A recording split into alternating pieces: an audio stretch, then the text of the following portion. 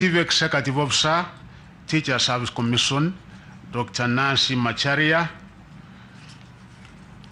the Chief Executive Officer, Kenya National Examination Council, and also the other CEOs of various state organizations who are here, Madam from Internal Security, who has been with us during the entire period of this exam, the Chairman, Kcpe, Mr. Nsioka, who is here, senior officials of the Ministry of Education, representatives of the unions and associations, NEC staff, and the members of the media.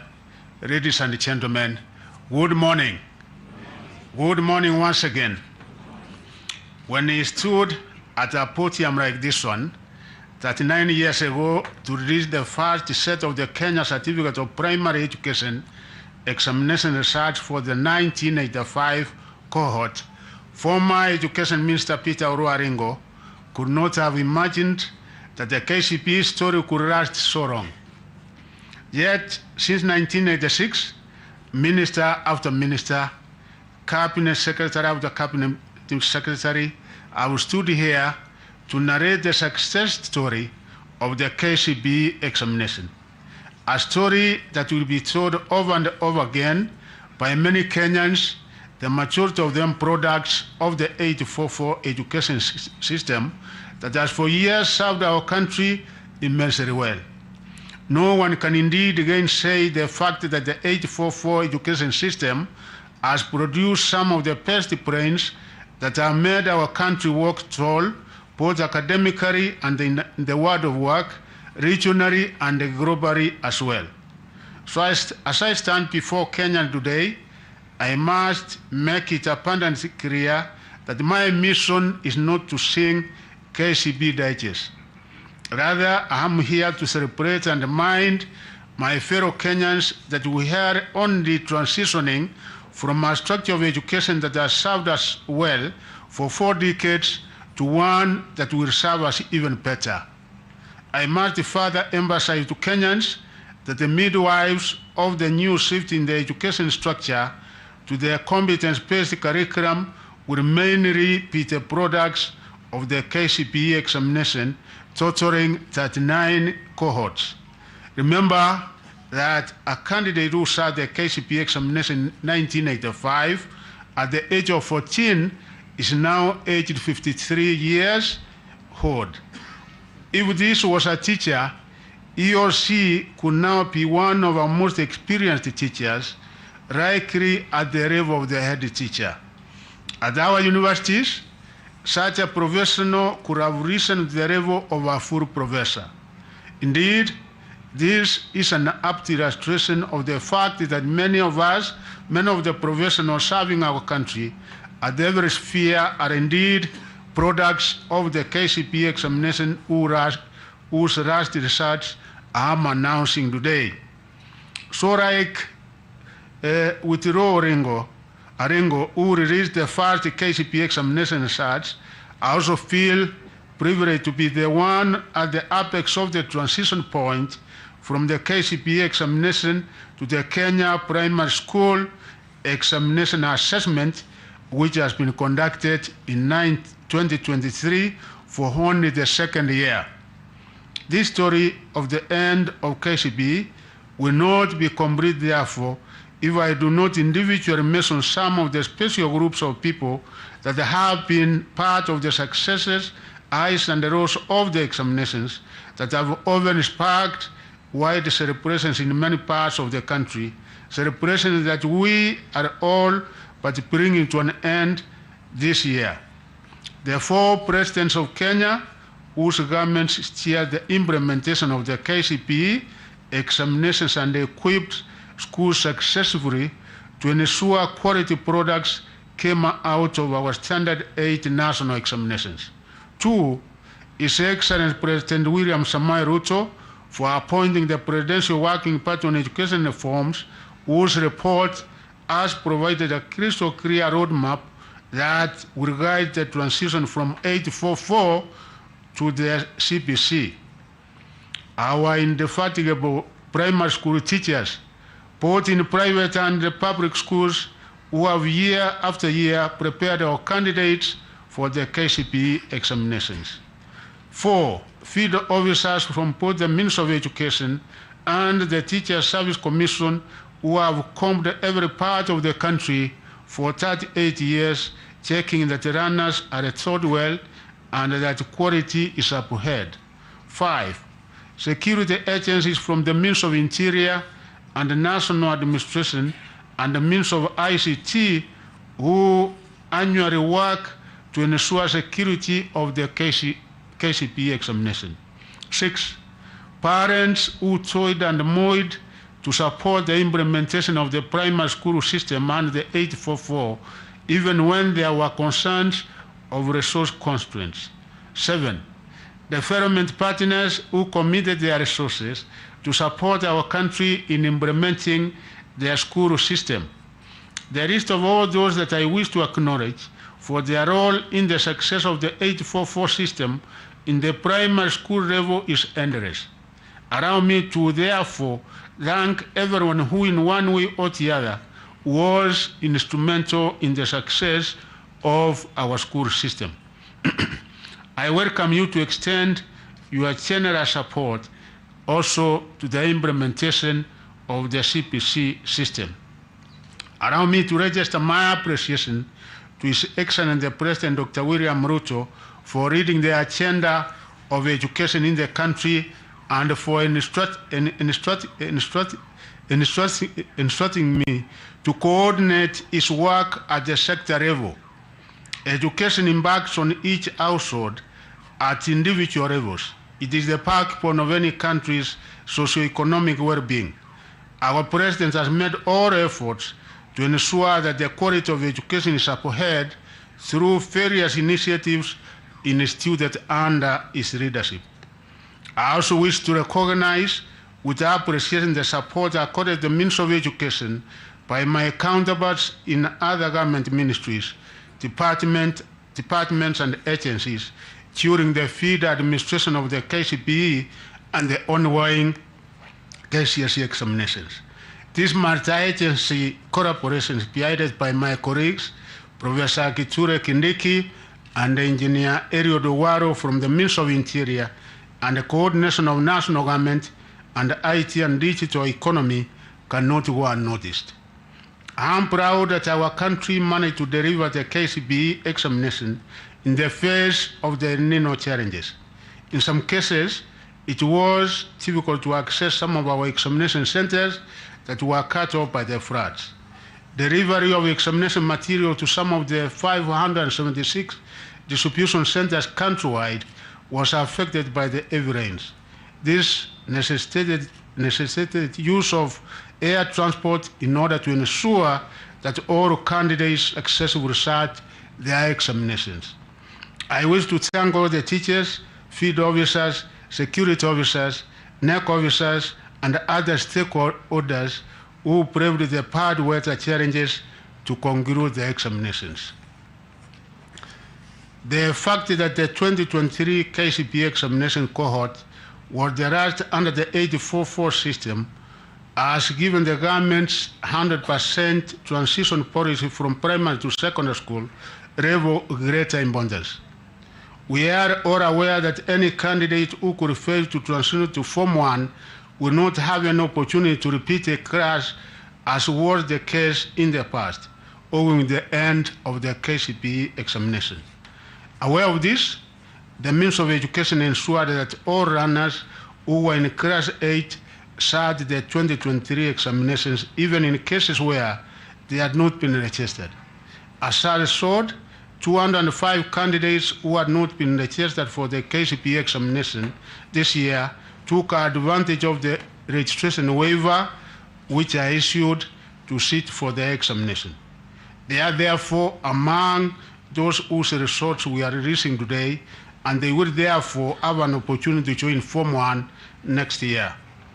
To ensure no candidate misses out in joining Form 1 from the final 2023 Kcpe examination cohort, the Ministry of Education will conduct thorough mapping of any those who may have failed to sit the examination of this year in order to administer a special examination in January 2023. The indicative figure we have at the moment for those who were not able to sit the examination is 9,000 in January, so that they can also be able to join Form 1. I wish to assure the country that the government has enough capacity to accommodate all the 1,406,557 candidates have been served through the Presidential Working Party on Education Reform report. Currently, we have prepared 2024. All education indicators show that the cohort is undergoing quality learning and teaching. I wish to assure the country that all curriculum materials are in place to support the learners. One other recommendation that the Working Party made regards the variable scholarship and the loan funding model under which students are funded depending on their level of need. I am happy to announce that the rollout of the new funding model has been successful. Already, the Higher Education Loans Board has released the sum of 5.2 billion to first-year students in our various public universities. In a short while, we will be dispersing scholarship amounts to the universities as well as to our TVET institutions and the trainees once the necessary processing is completed. We are confident that the new funding model will gradually restore our universities and TVET institutions to a path of financial security and sustainability, thereby allowing them to focus on their core mandates of education, training, and research. Since 1985, a total of 26,067,181 candidates have been examined during the Kcpe examination. I am happy to report that the 844 period has recorded an improvement on achieving the gender parity in the education sector. In 1985, the country had a low gender parity favoring male at 59.2% and the female at 40.8%. Encouragingly, from 2013 to 2022, the country achieved near gender parity for male and female candidates. However, in the 2023 Kcpe examination, the gender parity slightly shifted in favor of male at 51.30 and the female at 48.70. In the 2023 Kcpe examination, there were 1,406,559 candidates who sat the Kcpe examination in 28,533 examination centers across the country. Of these, there were 721,544, that is 51.30% male, and there were 685,017, which was 48.70% female candidates who sat the examination. A total of 205 candidates who were not registered were also allowed to sit for the Kcpe examination, and of these, 125 were male, while 8 of them were female candidates. 10 counties had a significant entry of more male than female candidates. These were Mandera County, 62.77%, as compared to 37.23%. Garissa County, 61.47%, as compared to 38.53%. Turkana County with 57% compared to 43%. Wajir County, 56.91% compared to 43.09%. Machakos County, 52.79% compared to 47.21%. Nyamira County, 52.40% compared to 47.60%. Samburu County, 52.39% compared to 47.61%. Baringo County, 52.13% compared to 47.87%. Nandi County, 52.05% compared to 47.95%. And Makueni County, 52.03% compared to 47.9%. And other counties are Isiolo, 48.25% compared to 51.75%. And those are the counties which recorded a significant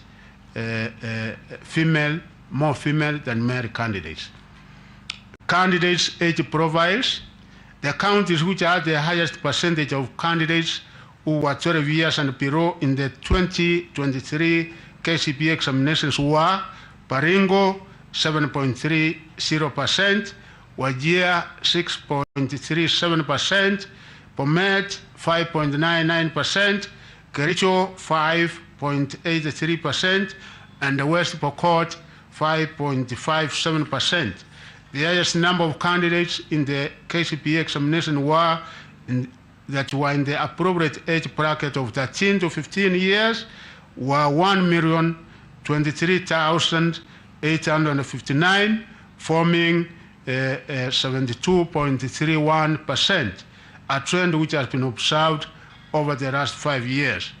The counties which had the highest percentages of candidates who were 18 years and above were Garissa, 25.86%, Turkana with 24.50%, Kwara County with 16.09%, Kilifi County with 15.66%, and Mandera County with 33.90%. The performance of candidates in each and every subject was as follows. The two papers, English language and the Kenyan Sign Language, composition recorded an improvement in performance in the year 2023 compared with the year 2022, while 8 other papers, English composition, Kiswahili Insa, Kenya Sign Language, Mathematics, Science, Social Studies, and Religious Education, recorded a slight drop in performance in the year 2023 compared to the year 2022. In terms of gender, the performance of male and female candidates was comparable in social studies and religious education. However, female candidates performed slightly better than their male counterparts in English language, Kiswahili, and the Kenya Sign Language. Male candidates performed slightly better than their female counterparts,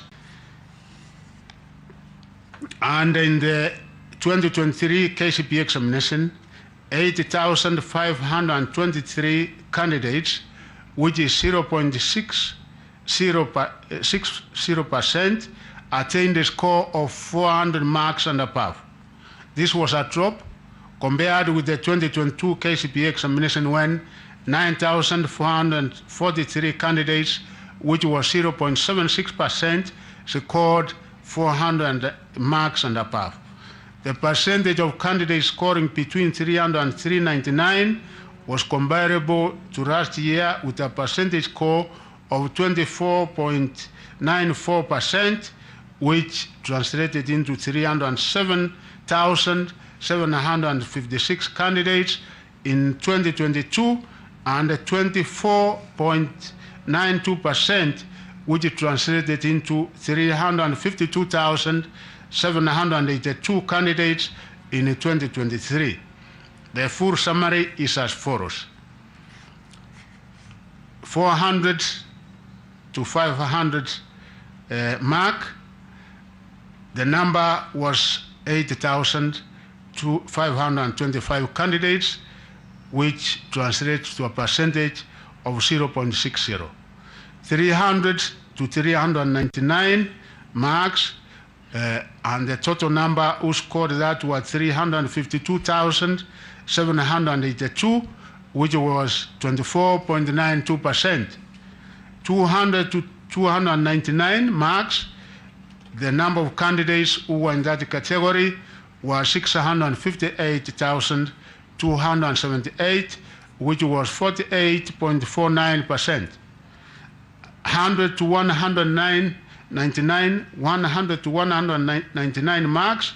The number of candidates in that category were 383,025, translating into 27.05%. The ones who scored between 001 to 099 were 2,060 candidates, which formed 0.15%. The number, therefore, total number that sat the examination was 1,406,557, translating into 99.34%, which there were 9,000 who never did the examination, and we have given them the opportunity to come and do the exam.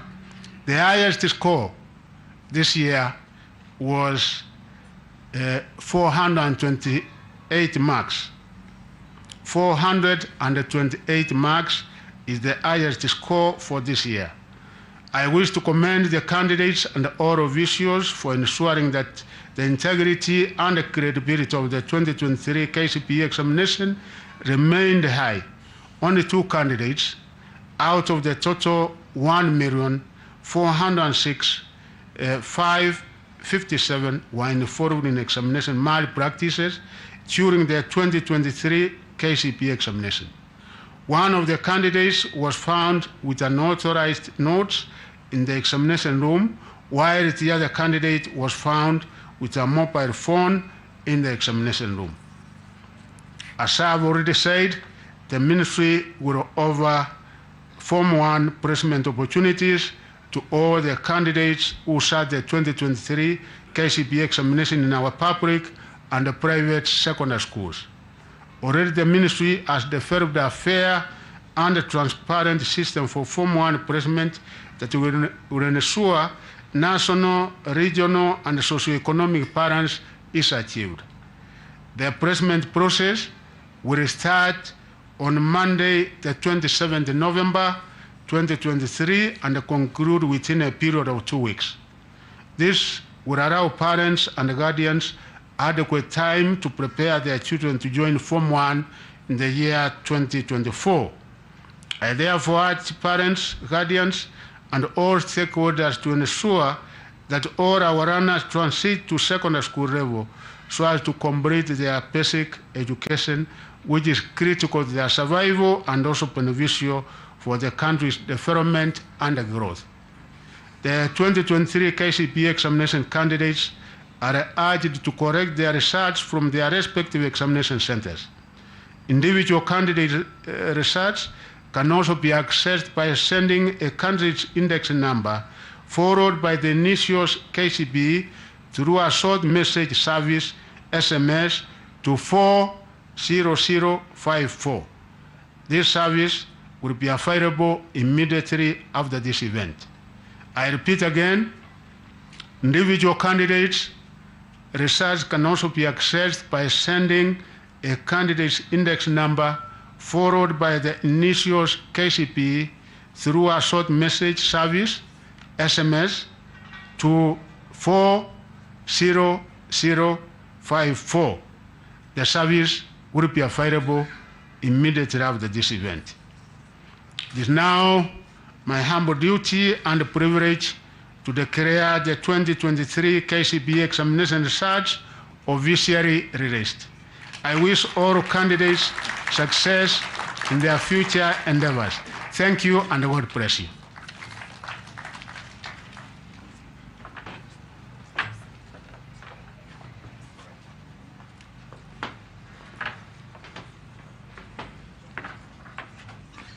Yes, Chairman.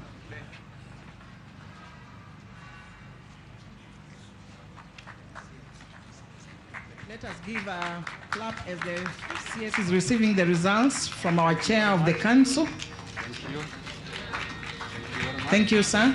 Yes, And handing over to the PS. for placement, as already outlined. Thank you. Another round of applause, please. Thank you.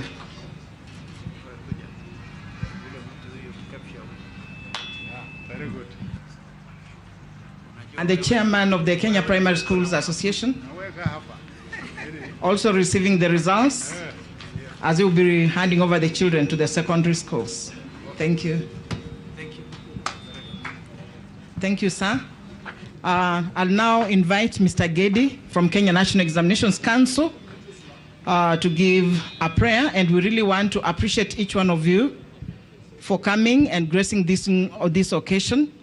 We appreciate the tight schedule that our CS has, and that's why we've taken the shortest time possible to enable us move to other activities. Mr. Gedi, please give us the closing prayer.